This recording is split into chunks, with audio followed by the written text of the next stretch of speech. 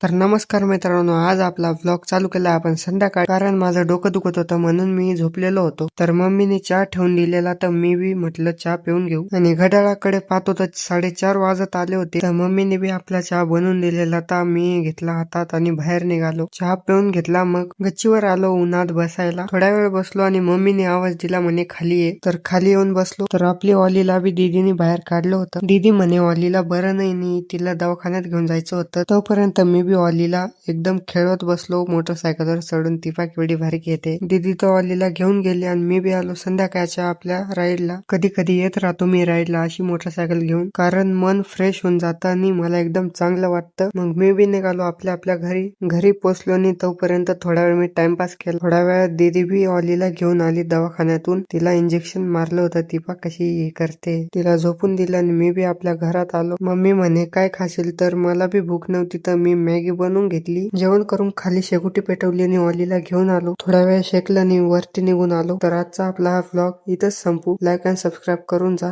Bye bye.